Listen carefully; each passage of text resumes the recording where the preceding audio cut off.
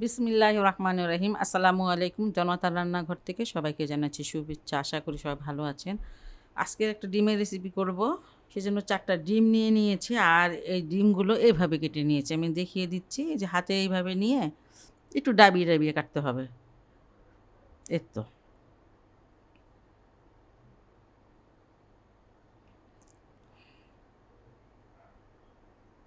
দেখতে সুন্দর লাগে, মশলাটা ভিতরে ঢুকে। এই তো এইভাবে কেটে নিলাম।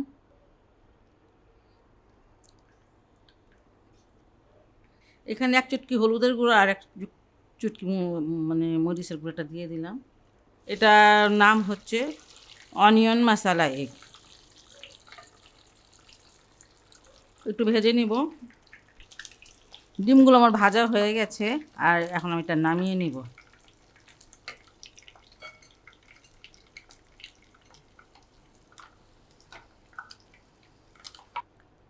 দারচিনি এলাচি দিয়ে দিচ্ছি, 2টা দারচিনি, 2টা এলাচ দানা, একটা তেজপাতা। এখানে 5টা পেঁয়াজ আছে আর এইভাবে করে নিয়েছি কেটে। পেঁয়াজটা একটু বেশি লাগবে যেহেতু এটা অনিয়ন মশলা, এই জন্য পেঁয়াজটা একটু বেশি লাগবে।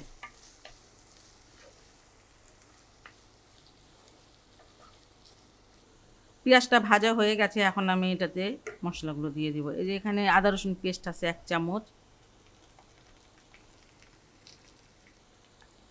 হলুদের গুঁড়ো 1/2 চামচ দিয়ে দিলাম,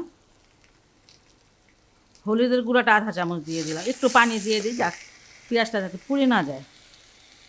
বিসমিল্লাহ।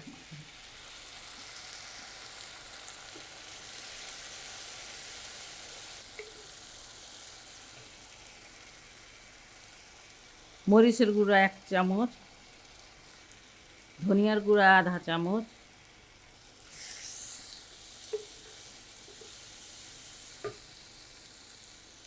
আর একটু পানি দেই। লবণটা স্বাদ মতন দিয়ে দিলাম।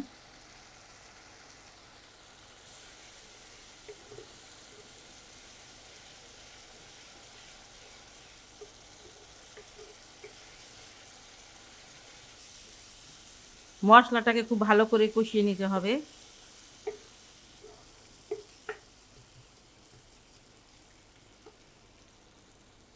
এই যে এখানে আমি প্রায় 100 গ্রাম পানি দিচ্ছি, লাগলে আরেকটু দিব আমি।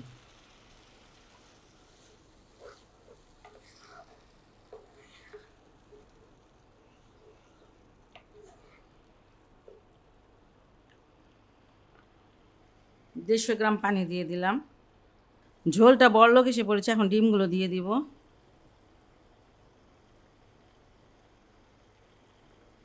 আধা চামচ আছে ভাজা জিরার গুঁড়া, সেটা দিয়ে দিচ্ছি।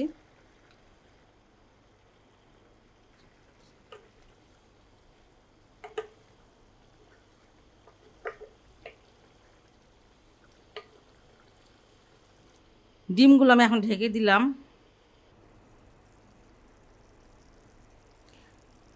4-5 মিনিট পর আসলাম আর এখানে অল্প একটু চাট মশলা দিয়ে দিচ্ছি, 1/4 চামচ হবে।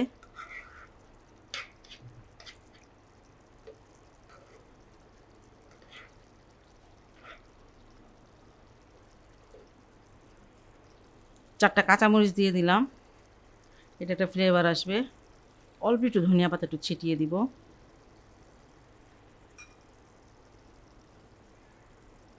ঢেকে চুলাটাকে বন্ধ করে দিলাম আর এরকম এভাবে 4 মিনিট থাকবে, কারণ যে ধনিয়া পাতা কাঁচামরিচ যা দিয়েছে এটার ফ্লেভারটা যেন পুরো তরকারিতে ছড়িয়ে যায়।